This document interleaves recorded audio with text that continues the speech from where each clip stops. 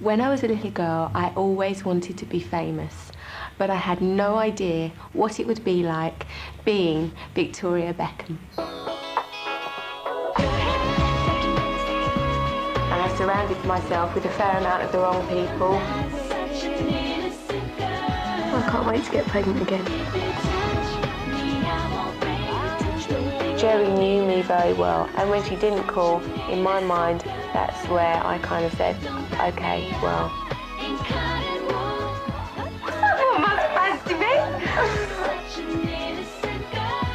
She rocks my world anyway.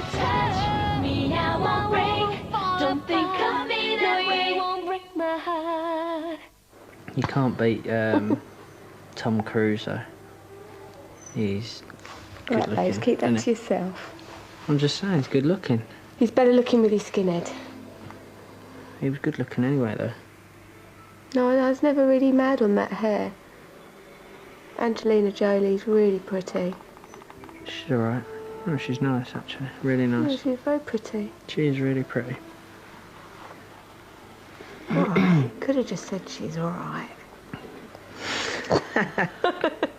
Well, if we're going down that Julia Roberts. He likes Julia Roberts. And you got stuck with poor old Posh. I know.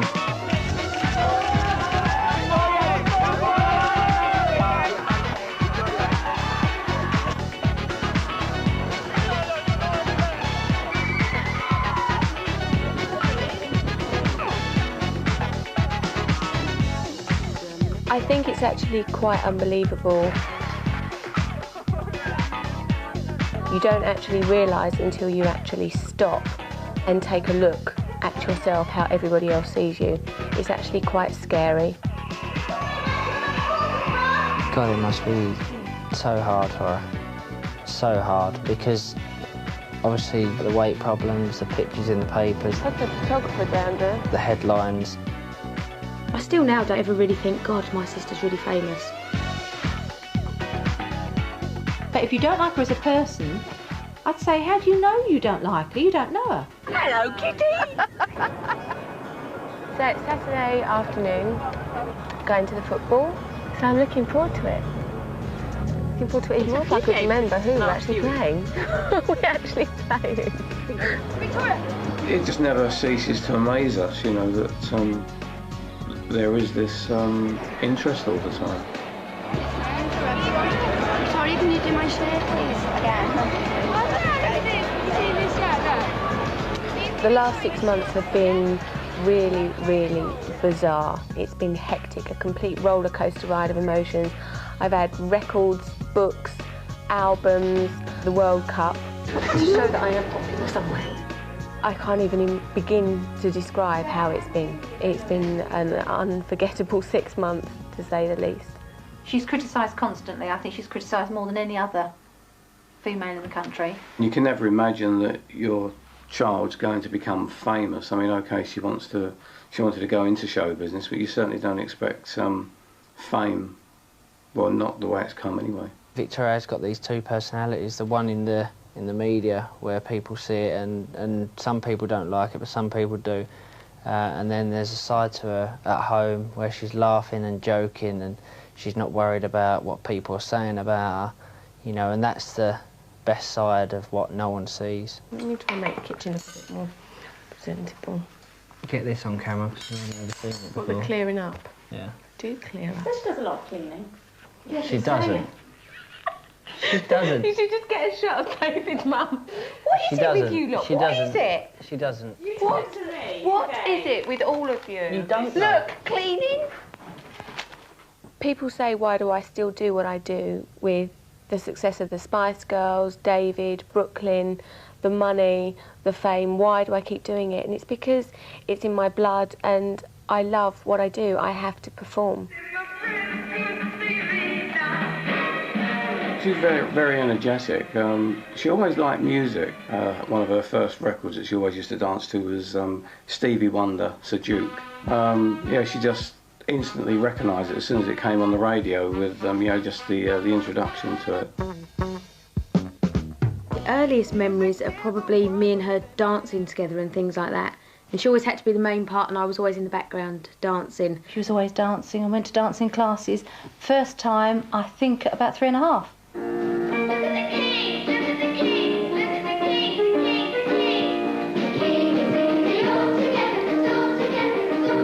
You know, I've always enjoyed performing, I've always loved singing, I've always loved dancing. And this was the one thing that I could do that would make people watch me and pay attention to me. My mum was a big Barry Manilow fan. You know I can't smile without you. I remember sitting at Blenheim Palace, sitting in a pile of sheep shit, watching bloody Barry Manilow in the pissing down rain. She said, I'm going to be up there one day doing that. Barry Manilow was definitely my inspiration. I wish it had been someone a bit cooler, but it wasn't until I saw Fame that I thought, that is it, that is what I want to do. So I loved Fame. I had all the gear, I had the shoelaces, the bag, the tracksuit, the leg warmers. And after seeing Fame, that was when I decided to take my dancing really seriously. And I joined a local dancing school, and I spent all my spare time there. She was a little girl with stars in her eyes when she first came, these big brown eyes. She came in and she did, to the Shirley MacLaine, If You Could See Me Now. She did this dance, made it all herself with a little cane and a top hat. And she did this dance and she was 8. And she won a little bronze medal. I felt that she had got something, there was something different about her. She had a magic something. I went back to my local dancing school recently to give out some awards, and it was really strange seeing all the dancing teachers I haven't seen for so many years. I had a really lovely day. During her years with us, Victoria was always ambitious and worked really, really hard, as you will see, because her name appears on several of the wonderful trophies that she's going to present for us.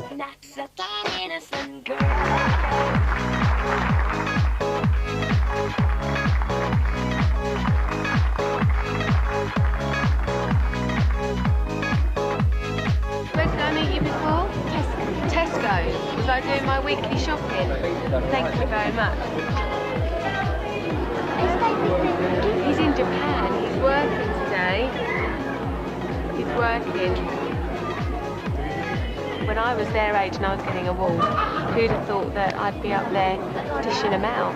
We've been trying to get her here for the open day for the last 4 years, haven't we? It made me remember why I do what I do, you know, and I almost feel quite sad because I think all those kids that really want to do it, you know, they want to do it for the right reasons and it's nice, and I sometimes think what I'm doing now, so much of the niceness has been taken away from it, and they've still got that, and in a way I kind of wish I still had that. It's great to come back and see everybody again, and if you work hard, you know, I'm proof that, you know, I'm doing really badly here. But no, thank you so much. I've had a lovely day, and it's just lovely to see you all. It's lovely to see you, lovely to see you. If Victoria hadn't have had the lucky breaks that she had and the people having faith in her to make her what she is, she probably would have been singing and dancing on the cruise liner. There are lots of girls with more talent, I'm being quite honest here, a lot of people with more talent that are doing less than Victoria is doing. Und England, hier sind Victoria und David Beckham. I think our lives have gone the same way, really. I wanted always to be a footballer, she always wanted to be a singer, but it's not come easy, of course. You know, I've worked hard at, you know, to be a footballer, and she's worked very hard to get where she is. You know, we have got a lot in common. He's got underarm hair now. Yeah, but so have you. Yeah, but so have you. I've got facial hair as well. Shouldn't have said that. No, you have. Seriously, you have. Shut up. Yeah. That is, David and I tease each other, but he really gives me the confidence that I have now that I didn't have when I was younger. Because when I was at school, I was a complete minger. I had permed hair, the lot, not the best looking. She wasn't sort of hugely overweight. I know the spot's always been the plague of her life, but we just tried everything known to man. I never really fitted in at school, partly because I came from quite a privileged family, My dad, when he first started up his company, his ambition was to have a Rolls Royce. And he said, I'm going to have a Rolls Royce. And he did. And it's haunted me forever, but he did have one. Her dad had a brown Rolls Royce, and if he ever dropped her off in the morning in it, she used to hate it because it used to antagonise people, and they used to say she was doing it for attention. I was always aware that in the holidays, no one ever phoned for her to go out and play or come round or her go around there. You do carry a lot of insecurities around with you, even when you are famous. And even now when I'm doing a glamorous photo shoot, you know, I still deep down feel like that spotty teenager. I don't think I'll ever lose that. Do you like watching that song? Sipping champagne in a paper cup, laughing when you're making love. 'Cause I'm that kind of girl. We are in LA, in a fantastic house actually, with a fantastic swimming pool, which I've been lying in. It took a bit of convincing to get me in a swimming costume, I have to admit. But I don't do swimsuits and things like that. If nothing else, we're getting a nice tan, aren't we, Pam? It's quite funny because to look this natural, it took about 5 hours. We've got 2 days for the photo shoot. I think it's going to be good. I put up a bit of a fight with the swimsuit. I wasn't totally into that, you know, but I'm like any woman, you know, nobody likes to be photographed in a swimsuit, do they?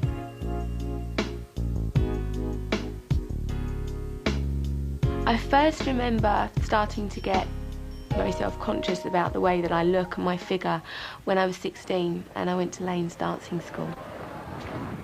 Don't look so serious. If you're going into the specific field where your physique is of importance, then we have to bring it to your attention. They do weigh you. They do make you very conscious of your weight. And as much as part of me would actually sit here and say, that's terrible because you are making people have eating disorders, one side of me says that, but the other side of me says, yes, but to be a dancer, you do have to be small. It's hard and it's horrible, and basically she was probably actually preparing us for what we were going to be told when we left. Some of the girls at these dancing schools eat tissues. I mean, not just anorexic or bulimic, they eat tissues. I mean, the things that people try to lose weight is unbelievable. But I would not say that Victoria was fat while she was training. She probably did, during some of her time here, possibly need to lose some pounds, as most of them do. And that's where the insecurities that were going to follow me for the rest of my life started, about my weight.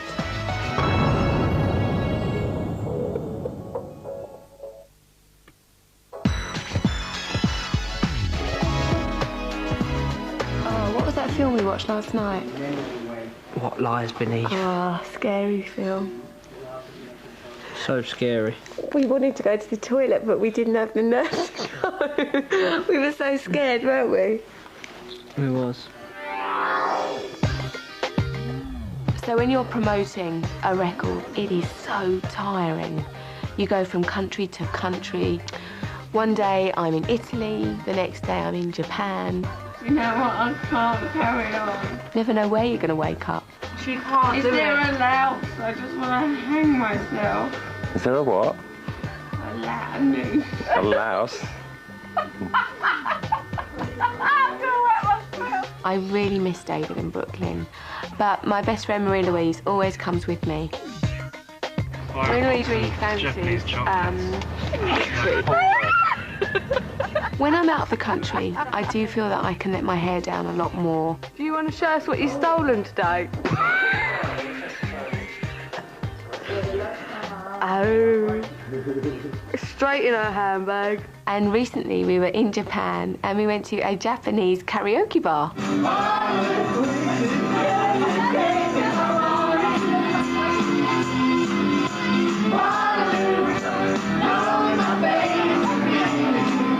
I could never, ever do that in this country. Right now, thank you very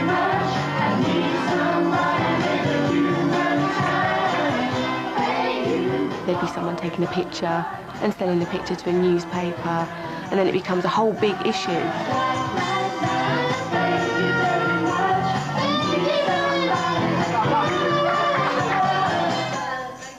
So my first real boyfriend was Mark Wood, and for some bizarre reason we got engaged. I didn't get on with him at all.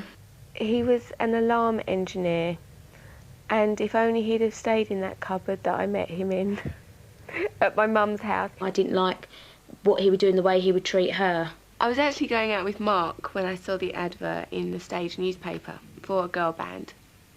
I'm Victoria Adams-Wood. I'm 19 years old and I'm from Hertfordshire. Actually, I was the only one who used a pianist because I think I belted out Mine Hair from Cabaret. While everyone else was singing like Queen of the Night from Whitney Houston, I was doing da da da da, Mine Hair, da, da, da.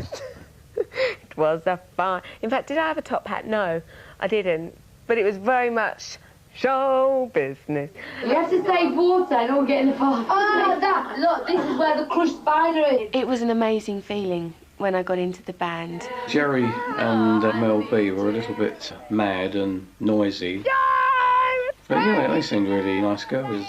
They were very different from I think anyone we'd ever met because of just their confidence. I remember they've been here before they're actually famous, and they just used to really embarrass me because I was only young.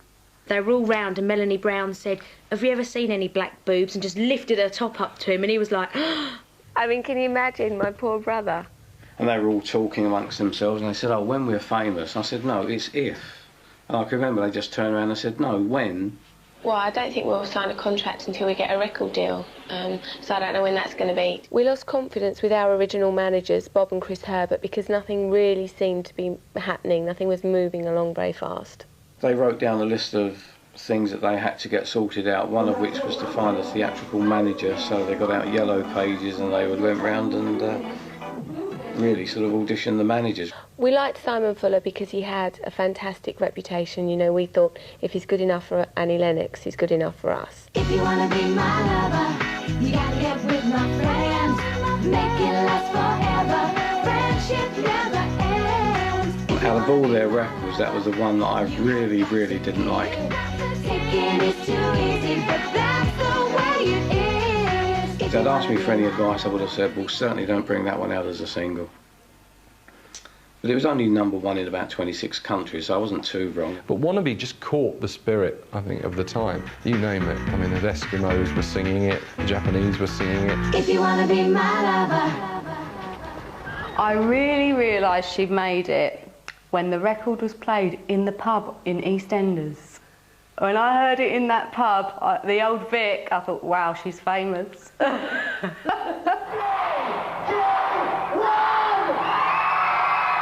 We didn't realise, I don't think, until we were actually on that podium, turning on the lights, and you see thousands and thousands of people. I mean, literally, as far as we could see, there were fans screaming.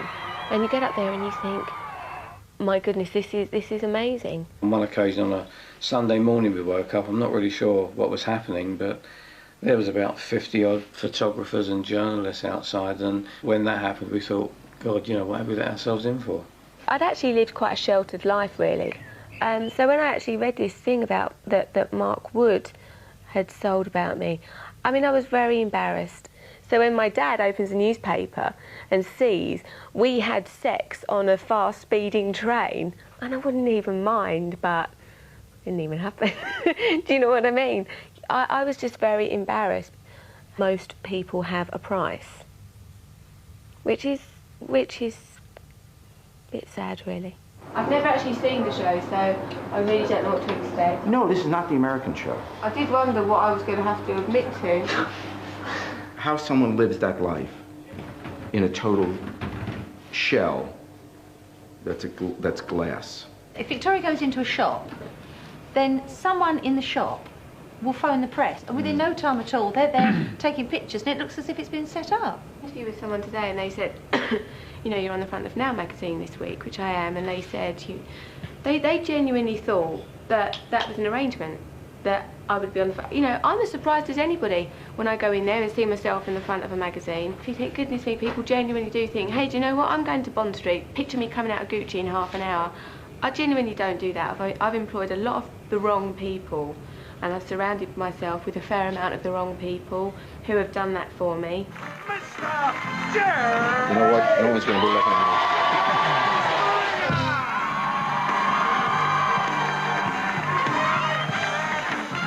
When was the last time you went on a bus? 3 days ago. I took Brooklyn on a bus. I went from one meeting to another on a bus in 5-inch stilettos and a miniskirt. Are you okay? I'm fine. He was firing questions at me really, really quickly about Alex Ferguson and Jerry, and I just answered in a very tongue-in-cheek way. And as soon as I'd said it, I just thought, shit. They promised me that they would take it out the show, but, surprise, surprise, somebody leaked it to the press. I know, I shouldn't have said about the boat with Jerry and Alex. But it was funny. Very good. It was lovely. Was that good, Buster? Did you see Mummy on the telly? But I think he's terrible at interviewing. No, he didn't ask any... I just didn't feel that he got anything out of me, really. You know, most of the time I was being so diplomatic where he was just trying to catch me out through the whole thing. I'm trying to look down my top as well. I'm giving you away.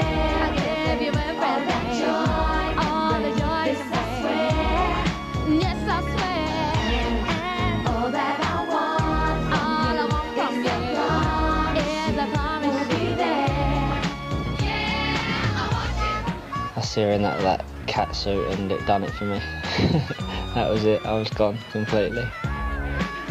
So I think it was the hair that done it for me at first, you know, and the hair and the face, but then once I see the body, that was it. He reckons he knew before he met her. He reckons he saw the Say You'll Be There video and knew he could love her. He just had to find her. I'll give you everything on this, I swear. Just promise you'll always be there. I do believe in love at first sight, and I did know from the first time that I met him that I was going to end up with him. They weren't allowed to be seen together. We had to do like a Mission Impossible thing, and he had to drive to the Little Chef. I'd pick Victoria up in my car. We had to go to Little Chef. He'd have to park his car there, and we'd sneak him in the boot with a blanket over, past the press outside the house, right outside the back door gate, and he'd have to run out in so he wasn't photographed. I didn't kiss her the first couple of times. I think she was hoping for a kiss the first day I came down on the Sunday, actually, but she didn't get one. She didn't get one. He didn't even try and kiss me. She didn't even get a peck on the cheek, actually. I can't remember how many times I saw him before he kissed me. Quite a long time. Double acts have always had a certain fascination, that they were both famous in their own right, but when they came together it went poof, and they became 20 times as famous, you know, as a couple.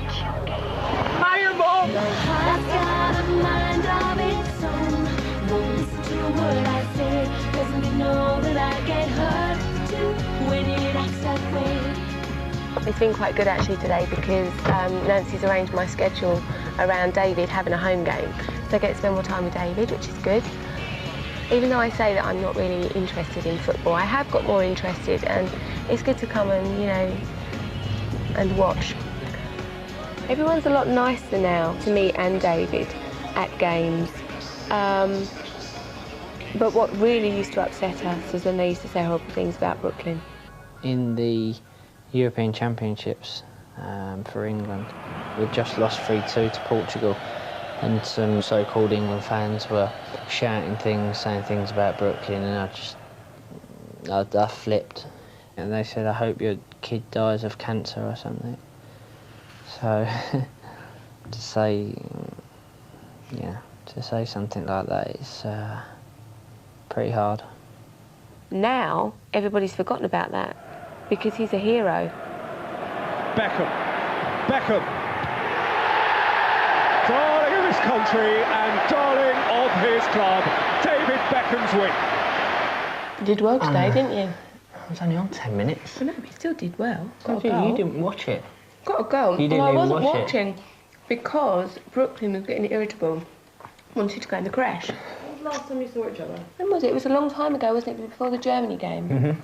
a week before the game. But it was a double header because we had the Germany game and then we had the Albania game. So we was together for like 12, 13 days, I think it was, at the end of it. Hot. I'm talking about my other girlfriend. I don't know why they call me thick, you know. I don't know why they call you thick, babe. I said to him, do you get nervous when you play football? And he said, no, not at all. And I said, you must do, because, you know, before the Germany game, I was ringing him up saying, ooh, you're nervous. But he gets really, really nervous about, I'm not nervous about it. Singing the national anthem before the game. Yeah, when the camera's... No, because the camera goes along the line. So you take a leaf out of my book and mine. Exactly. So it runs in the family, see? Arguably the most recognisable footballer in the world. Yes! He deserves nothing but praise, and I'm proud of him. God, when we get these amazing headlines, like Superman and Knight Beckham, you know, I'm the one who's going to get all those framed and put on the wall because I'm so proud of him. I owe Sir Alex Ferguson a lot, I owe Mr Ericsson a lot, but, you know, I think the rock behind me is Victoria. You know, she's the reason why I'm, you know, so happy and I'm playing well, and because I'm happy at home. You know, if I wasn't happy at home, then I probably wouldn't be the person and the player I am. It was funny because Simon Fuller was the one who introduced me to David. He always said that I should really have a famous boyfriend. Simon, he was very much a control freak. He was like a Svengali figure. I can see it from Simon's point of view that he had this product that was so successful that obviously he just wanted to keep driving it and driving it. We were so busy, especially when Simon Fuller was looking after us. We were so busy. We were going from one thing to the next, to the next, to the next. He used to look after them in such a way, I think they call it divide and rule, you know, where you literally split the girls up. So if they want to speak to somebody about something, rather than speaking to one of the other girls, they'd speak to him. We weren't as close as a group, and we wanted to get some of that control back. The girls had this big meeting, sacked Simon, and Simon used to run their security and absolutely everything. So, I mean, the girls walked away, and literally there was just the 5 girls. You know, they didn't have anybody looking after them. It was literally just them on their own. Looking back now, was it the right thing to do? I don't know.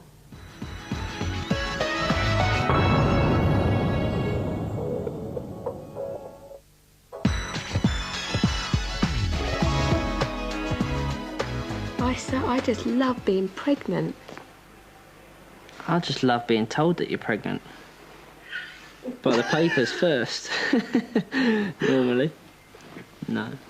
It's the best feeling I've ever had. Worrying though. I was the whole time being pregnant. I think that you worry a lot of things so went. much. A lot of things went on. We were worried about things, but a lot of things went on when you was pregnant, didn't they? But it's fantastic. We got through it. And that giving birth, oh, I love it. It was cesarean. You didn't even feel it. It's so exciting though, isn't it? And I got to hold him first as well.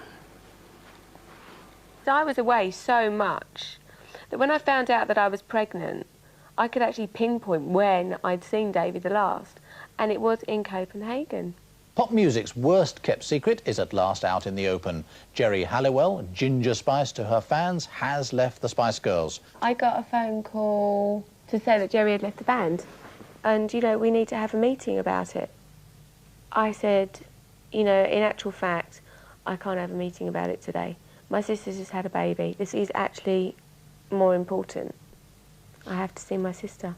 And it was on a Wednesday, and they were supposed to be on the lottery that Wednesday evening.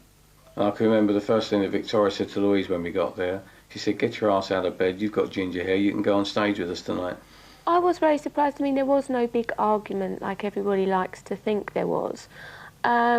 She just obviously wanted out. I actually think that she probably regrets the timing. She doesn't know our children. You know, it must be very lonely for her. She must be very, very lonely. You know, and I think you kind of have to feel sorry for her for that. The Spice Girls are here to stay. There's absolutely no problems with the American tour. That is going ahead as planned.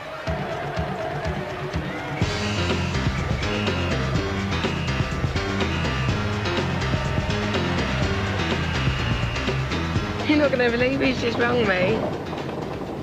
Your nan and granddad. She rang me up when I was away and she was in America. And I was on a coach full of, well, the rest of the players, and she told me that she was pregnant. And that was just, I think, well, I'll always remember that. Beckham's holding his head. I think a yellow card is going to be brandished here somewhere, and it's a red card for David Beckham. Just didn't realise the implications. When Victoria then thought, hello, he's on his way over here, that's great. I only realised how serious it was really when I saw the press. When I saw his head in the middle of a dartboard, or when I saw a picture of some dummy, you know, hanging from a pub, in the newspaper, and they were saying that he was the most hated man in Britain. Didn't change the way I felt about him at all. When you actually look at what we achieved, it was amazing.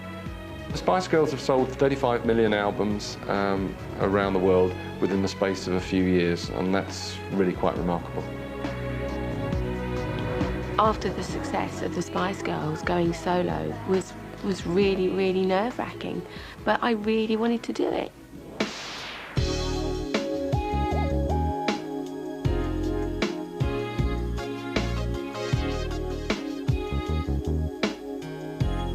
On this album, I worked with Soul Shock and Carlin, who are two American producers that have worked with Whitney Houston and Tony Braxton.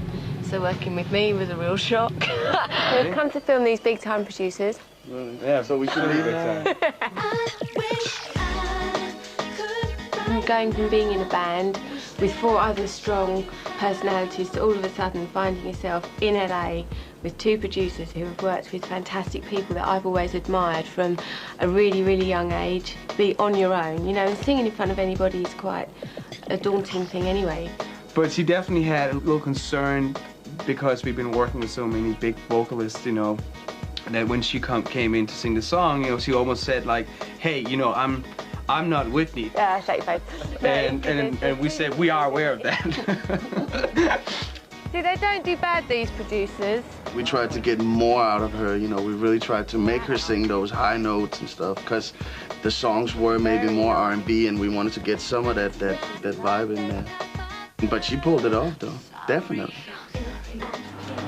Yeah, it's so strange, because I'm only just starting to kind of see what I've been working on for the last 2 years. It's only now that you can really see where all the hard work's gone. Don't back me up in cotton wool upon a pedestal. I'm such an innocent girl. If you touch me, now I'll break. Don't think of me that way. Won't break my heart.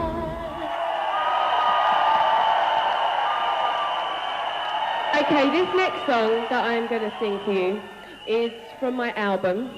This song is called I Owe You, and I wrote it for David. And I hope you like it. Love is such a precious gift. One thing in my life I know is true. I owe you. I wrote I Owe You for David because he completely inspired me when I wrote the whole album. And I wanted to dedicate a song to him because if it wasn't for him, I wouldn't have actually made this record. I remember she just came off the phone and she was crying, and once she'd calmed down, I remember saying, what is it? And she said that someone sold a story on David, and it just went from bad to worse, really. I was very, very upset because as much as he's telling me this is not true, I swear on our unborn baby's life this is not true, I am still reading. He had a huge erection as he stood up and walked away from where we'd been rolling about for the last 3 hours. And I'm reading this 7 months pregnant. And David is saying, yes, but I don't even know who this person is. You just feel physically sick. And I think Victoria was sick, actually. Actually physically beat him up. Punched him in the face. It was a tough time for us both. Probably more for Victoria, or obviously more for Victoria than me, because the stories were about me.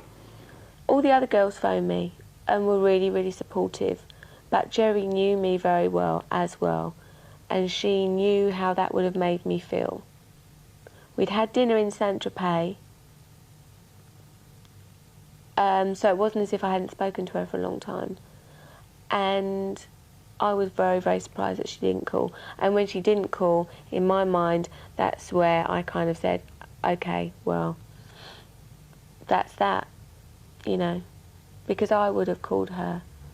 But, you know, it's, as I said, you know, we've come over different hurdles in our relationship, and that was just one of them, you know. And finally, Victoria Adams, better known as Posh Spice, has had a 7-pound baby boy in London tonight. He's being called Brooklyn Joseph Beckham.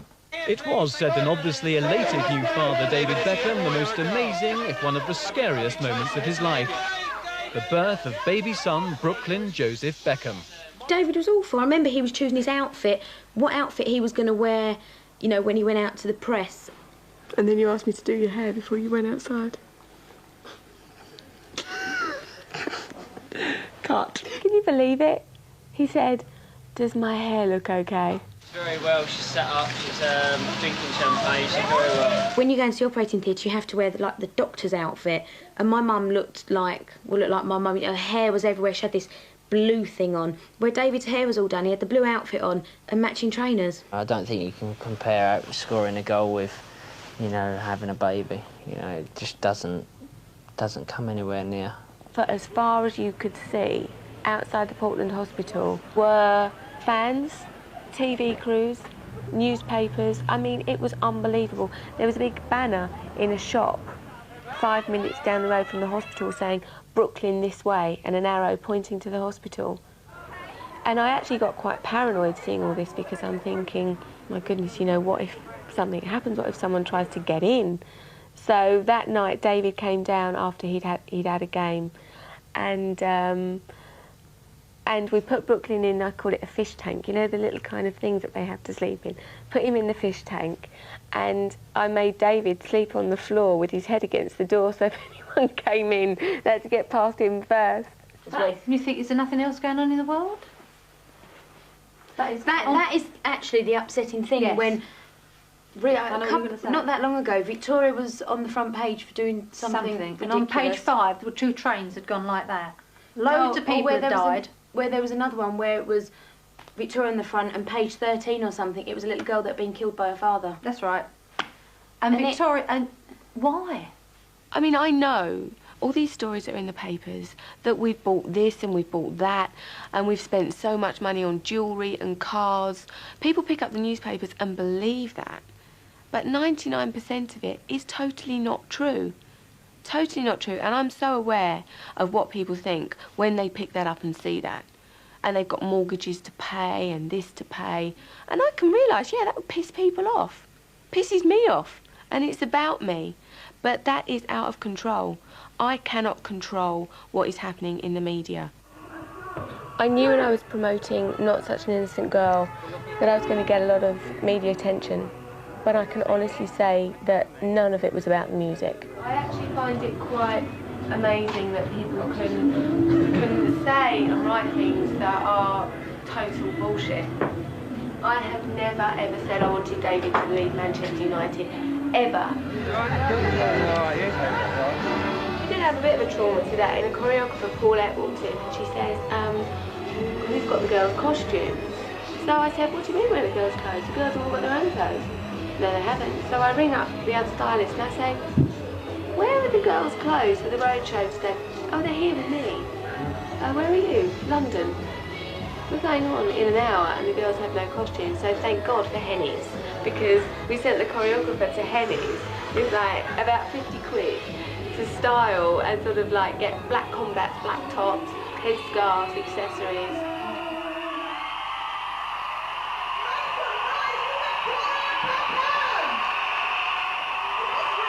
I just could not hear what she was saying. All I was thinking about was I dropped my mic pack, messed up my choreography, and I was panicking about that. I only pulled that one bit. And I actually was joking around with one of my dancers, asking what the lady had actually been saying to me. And then the next day, I just could not believe the backlash. I mean, it's a piece of jewellery. Victoria's been keeping her lips firmly sealed today after appearing with a new bit of jewellery at a concert. She was wearing a lip ring, although she hasn't actually had her lip pierced.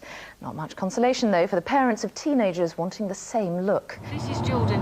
It was a really pathetic thing to do. I have an 11-year-old sister whose age group loved to copy what pop stars do, so I know the effect she has on fans. Jordan does full frontals of her crutch and tits out, and she says that I'm a bad influence by wearing a fake ring. I hate to think where the hell she's got fake rings. You really not like her? No. I think she's vile. It was funny because no one had even picked up on the fact a couple of weeks before that I'd actually had my belly button pierced. I look at all my dancers, they're all lovely and tan, nice little tummies, nice little diamonds. So I went in and they said, OK, you've got to have this bar. I said, well, I don't want that bar. They said, no, you have to have this for a few weeks. I said, no, I want that pretty little diamond. They said, it might get septic. I said, no, it'll be fine. Well, of course, it went septic. Finally, the event billed as the showbiz wedding of the year went ahead as David Beckham married Posh Spice Victoria Adams. The lavish ceremony took place in a Gothic castle near Dublin. The press and public were kept out. A magazine has paid a reported £1 million for the photos. People may think I'm fair game because we sold our wedding pictures to OK magazine. But that was a long, long time ago. It was right at the time. We put £1 million down, cash, you know, 2 years before the wedding. I think we were raving mad, actually. The wedding was very exciting for everybody. You know, it was great for us. It was great for OK magazine. She realised it was a huge commercial proposition for both of us. We didn't earn out of it. We just, you know, spent the whole money on the wedding. I'd seen an episode of Friends where they were getting married and the church they were going to get married in was being knocked down. So they basically covered the whole of the interior of this church in fairy candles. And it looked really cute. And I said, that's what I'd like the place to look like when I actually get married. It took 10 months to organise, and when we arrived at the castle, we arrived 10 days before. Reams of articulated lorries full of trees, lorries with marquee equipment. In fact, I think the final total was about 380 people working on David and Victoria's wedding. When we were actually flying to Ireland, we all got on the plane, and Victoria's wedding dress was in a massive, I think it was in 2 big boxes. So we had to try and push it onto this private plane. It just physically wouldn't fit through the doors, so we had to sort of take it out of the box. We had the dress piled on top of us, and then David was at the front. We were all saying to him, don't look round, you know, because he wasn't allowed to see the dress. I wasn't nervous at all. I don't understand why people get nervous at weddings. I wasn't nervous as Gary was. Gary was so nervous. I walked into his bedroom and he stood there with a deodorant can practicing. I didn't actually plan on the wedding being as big as it actually ended up. I mean, I think that everything and everyone did get very carried away, and you get to the stage where you think, sod it, it's my wedding day, and I'm going to do what I'm going to do. I can see it now so clearly because it's just like a picture on David's face. He was like, wow. I mean, tears in his eyes, wow, kind of thing. When she walked through the archway, it was just amazing. I mean, I felt pretty much the same. You know, it was when I saw him standing there, I mean, I couldn't wait to marry him. I couldn't wait to say, yes, I do, and I'm married. I knew it was right from the first moment I met her, but I think it just topped it all off when she walked through. If he was to leave me or anything like that, I would die of a broken heart. I would.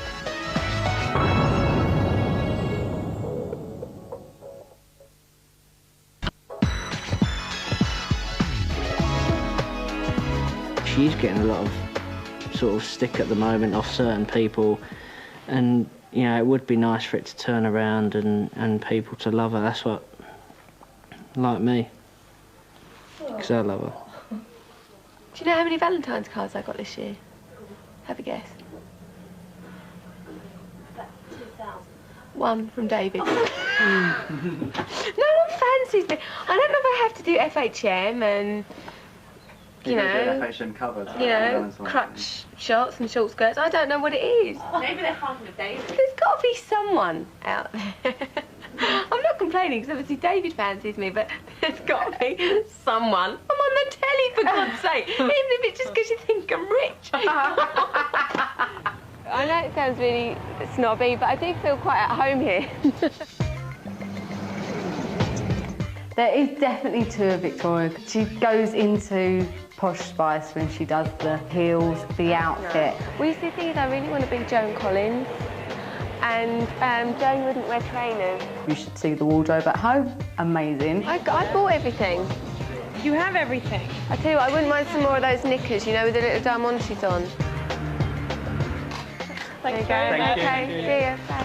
And then there's the other side that when we're sitting indoors, she's combat cap, no makeup, you know, that's the Victoria. I bought a belt. Well, your Louis Vuitton don't make it. Now I'm going to get into so much trouble because you are not allowed to do this. Louis Vuitton will be so pissed off, but it will look good anyway. We've got a toy shop we've got to go to. I've got to get Brooklyn a present to take him home. But you know, it's funny because you can buy kids like all the flashy toys and, you know, Brooklyn's got every single toy you could possibly think about. Well, this one links up to a computer. He loves these more than anything. You know, like these little Matchbox cars. Could I do this at home? Not quite as easily. I really hate to do it, but I think I'm going to have to buy it for Brooklyn. I hate the fact I'm buying Bob the Builder. It's like...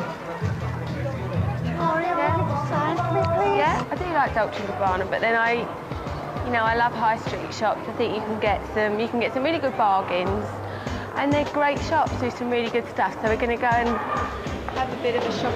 It's good as well because we get free clothes. Paul, can we find out the manageress just so I can check that I can pick some stuff out? Is that okay? Yeah, no problem. I think she is commercial gold. If any fashion designer has her endorsement or she reveals that, you know, she actually wears Armani shades or Gucci shades or actually buys stuff from Topshop, Like this. I think that they'll be rubbing their hands together and realising that they're going to be in work for a few years to come. She's very important because she's very famous, very popular, it's young. It's very important because it's one young generation, and for every young people, it's important because she's represented like the new icon, and it's for my market, for Dolce & Gabbana market, it's important. This. Victoria Beckham, Posh Spice, made a surprise debut on the catwalk today in London Fashion Week. She models some revealing outfits by the designer Maria Grachvogel, who's a friend of hers. Maria was very, very sweet. She'd done me a lot of favours, and this was a bit of a kind of payback, you know, I was doing her a favour. And then I put on the hot pants and the little polo neck top, and I walked down there and I stood there and they're all taking pictures, and then I thought, shit, I've got to turn round. And I had hot pants on that were going right up my bum. And it's like, you can't exactly go, get out of there, do you know? I was so embarrassed. I've seen plenty skinnier people than Victoria, and she's very tiny, she's very petite. I mean, when I first met her, she was probably a size 8, and now she's more of a size 6, so what, she's lost a dress size, big deal, you know? I've had it all from skeletal spice to porky posh, to, you know, I mean, I've had, you know, all of it really. I started eating properly, I mean properly, fish, vegetables, pasta and all the rest of it, the day I found out I was pregnant. She eats, you know, she eats. I'm with her, you know, whenever I'm with her, she's, you know, I cook her meals and she always eats loads and loads. The first thing anybody ever says about me is, you're tiny.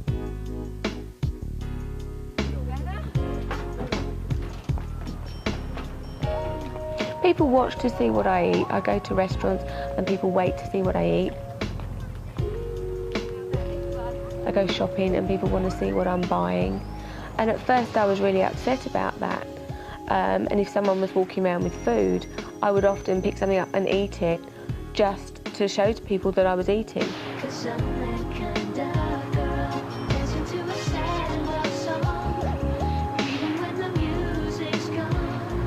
don't want to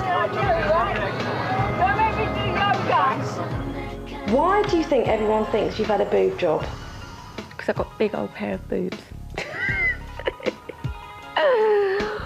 Any woman knows you can make yourself look flat-chested, you can make yourself look like you've got a big pair of boobs, bit of toupee tape, a nice bath, hold your stomach in, push your boobs up, you know, and a good old bra. Ah, I feel so, like, vile. That's it, boys. Did you have a good day at What's It then, David? Yeah, it was all right.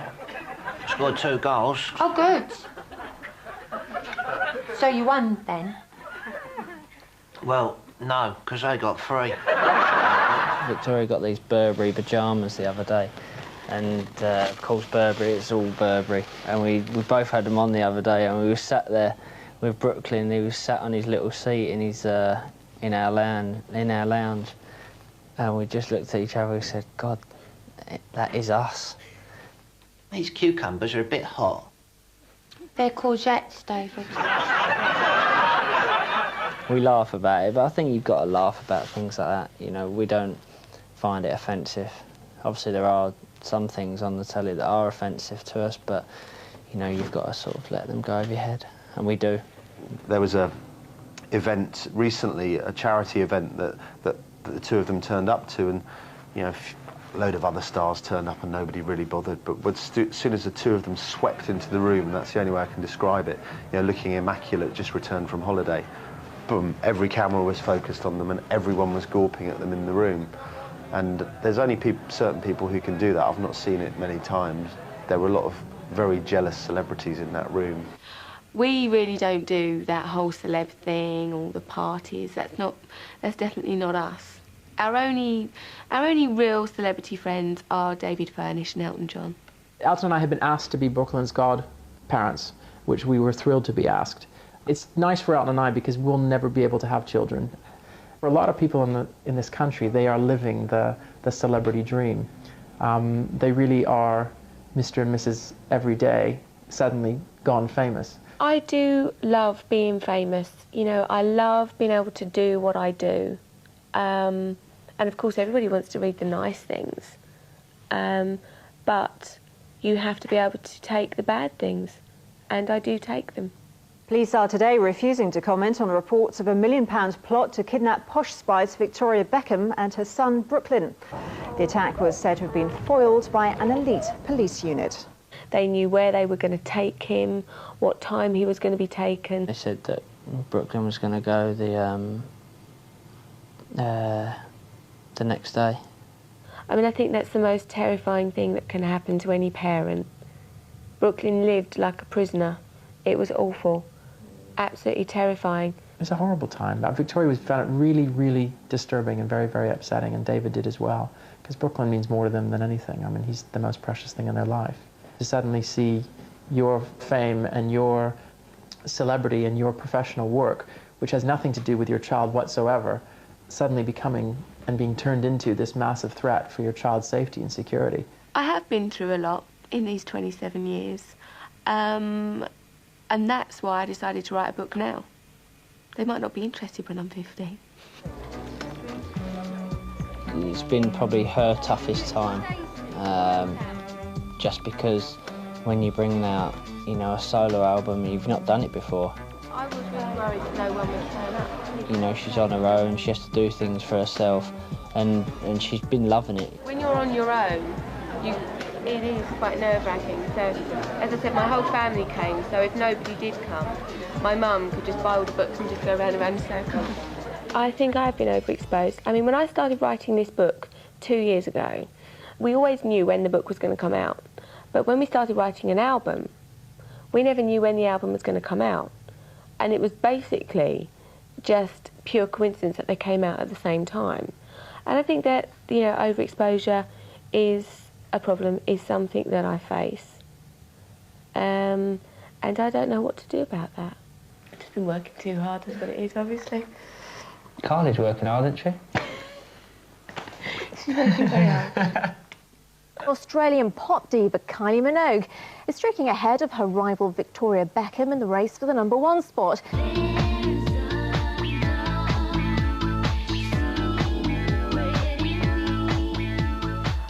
When I first heard that record, if I'm being totally honest, I didn't like it.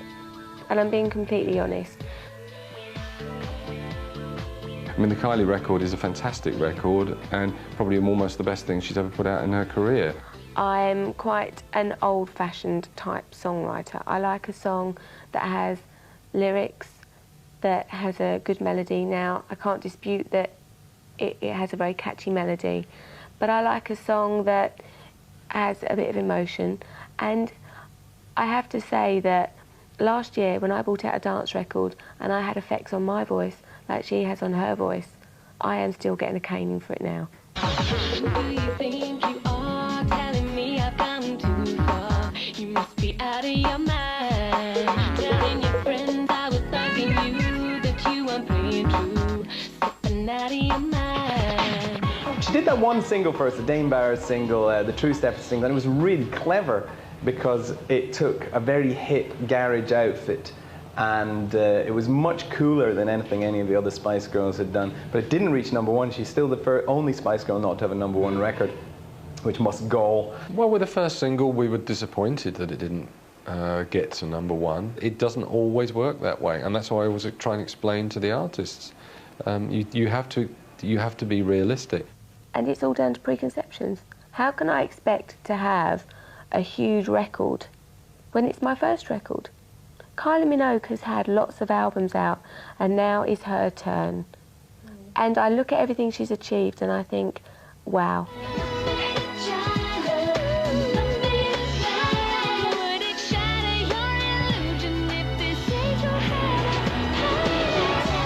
It's a generic, polished pop single. It's not, it doesn't have actually the wit and the sort of hooky wit that makes something absolutely stand out. There are people that love Victoria, there are people that love me, but then you've got the other side that don't. So, you know, she'll overcome that, but she works too hard not to succeed in this. If anyone wants to know what to buy me for Christmas, I love one of these. I've got a mind of its own. Won't listen to a word I say. Doesn't it know that I get hurt too when it acts that way? When it breaks, I break. I don't know how much more this I can take. Doesn't it know that I get hurt too when it acts that way? I'm not going to give up. I know a lot of people want me to, but I won't. I never have done. I am very, very determined. I love what I do, and believe you me, I will work my backside off, but I will not give up. She has been, obviously she will continue to be, a wonderful daughter. What else can a mother ask? I think Victoria will always be thought of as a style icon. Because I don't see her like that. You know, I see the Victoria wearing the old clothes with no makeup. I like Victoria when she's at home, in her pyjamas, watching telly, no makeup, knickers tied in her hair, being normal. She's living a dream, living a fantasy for other people. It's what a lot of young girls and young women, I think, in today's society aspire to. It's amazing to be with her, absolutely amazing. You know, as Michael Jackson says, you know, she rocks my world anyway. When I look back at everything that's happened in these 27 years, I do think, what next? You know, where does the story end? It's going to be good, this documentary, isn't it? Do you know, I think you should just shut up. It's going to be better than yours. You weren't even in your documentary. Couldn't even spare the time to be in your own documentary. It wasn't my own documentary. Someone just decided to make one of me. No, it was your documentary. It wasn't you my just didn't want to be in documentary. it. Don't make me sound horrible. I had nothing to do with it.